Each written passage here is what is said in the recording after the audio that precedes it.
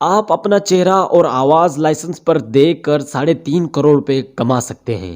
کیا آپ لوگ جانتے ہیں کہ انٹرنیٹ کسی موبائل یا کمپیوٹر میں نہیں بلکہ اپنی آنکھوں کے سامنے ایک 3D سسٹم میں چلے گا؟ اور دنیا کی پہلی اڑنے والی جیٹ بائک بھی ایجاد ہو گئی ہے۔ آخر یہ جیٹ بائک کس ملک نے ایجاد کی ہے؟ ان سارے سوالات کے جوابات جاننے کے لیے جڑے رہیے آپ ہمارے ساتھ۔ میں ہوں محمد ایمان اور میک ٹی وی میں آنے کے لیے ایک بار پھر سے خوش آمدید۔ نمبر 4، دنیا کی سب سے بڑی ویب سائٹ فیس بک کی انتظامیہ نے کہا ہے کہ وہ حقیقت سے قریب تر انٹرنیٹ کا نیا نظام میٹاورس بنا رہی ہے۔ فیس بک نے یہ بھی واضح کیا کہ انٹرنیٹ کا نیا نظام میٹاورس دنیا کی کوئی بھی کمپنی تنہا نہیں بنا سکتی، اس لیے فیس بک تمام متعلقہ حکومتوں، کمپنیوں اور اداروں کے ساتھ اس کی تیاری کے لیے مکمل تعاون کرے گا۔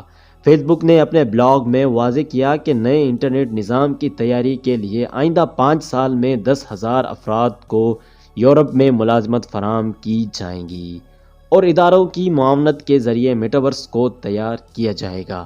آخر دوستو، یہ میٹاورس کیا ہے؟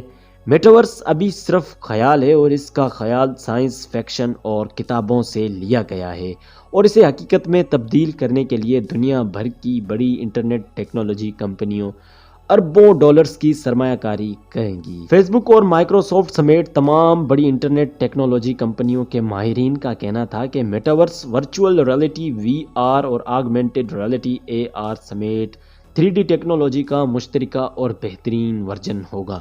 یعنی میٹاورس کو استعمال کرنے کے لیے کسی موبائل یا کمپیوٹر کے بجائے آنکھوں پر لگائے جانے والے VR ہیڈ سیٹ کا سہارا لینا پڑے گا۔ کیسا لگے گا جب تمام ویب سائٹ ہماری آنکھوں کے سامنے ایک 3D سسٹم میں چلیں گی؟ کمنٹ کر کے اپنی رائے ضرور بتائیے گا۔ نمبر 3، دنیا کی پہلی جیٹ پیک اڑنے والی موٹر سائیکل نے کامیابی سے اپنی آزمائشی پرواز مکمل کر لی ہے۔ اسپرٹ نامی یہ موٹر سائیکل 18 ماہ کی مسلسل محنت کے بعد آزمائش کے تمام مراحل سے گزری ہے۔ اسے کیلیفورنیا کی جیٹ پیک ایوی ایشن کمپنی نے بنایا ہے، جو دنیا کی پہلی اڑن موٹر سائیکل بھی ہے۔ جیٹ پیک کے مشہور موجد ڈیوڈ میمن نے اسے بہت محنت سے ڈیزائن کیا ہے۔ اس میں دنیا کا جدید اور مختصر ترین جیٹ انجن نصب ہے، جس میں 2 افراد بھی بیٹھ سکتے ہیں۔ اس کا چیسس مکمل طور پر ایلومینیم کا بنایا گیا ہے۔ کمپنی کے مطابق اس موٹر سائیکل پر سفر عام سواری جیسا ہی ہے، لیکن زمین پر نہیں بلکہ ہوا میں پرواز کا لطف لیا جا سکتا ہے۔ اس کا تفریحی ورژن 150 میل فی گھنٹہ کی رفتار سے اڑتا ہے اور یہ زیادہ سے زیادہ 15,000 فٹ کی بلندی پر پرواز کر سکتا ہے۔ نمبر 2، پاکستان کے صوبہ خیبر پختونخوا کی خوبصورت وادی سوات سے تعلق رکھنے والے وسیع اللہ نے نابینا افراد کے لیے ایک سمارٹ جوتے تیار کر لیے۔ وسیع اللہ کا کہنا ہے کہ یہ سمارٹ جوتے پہننے کے بعد 120 سینٹی میٹر کے دائرے میں آنے والی رکاوٹ سے آگاہ کر دیتے ہیں۔ اس مقصد کے لیے جوتوں سے آواز آتی ہے یا ان میں تھرتھراہٹ پیدا ہوتی ہے۔ 10ویں جماعت کے 17 سالہ وسیع اللہ نے بتایا کہ بیٹری سے چلنے والے ٹوٹے ہوئے کھلونوں کی مرمت کر کے ایجادات کی دنیا میں داخل ہوئے۔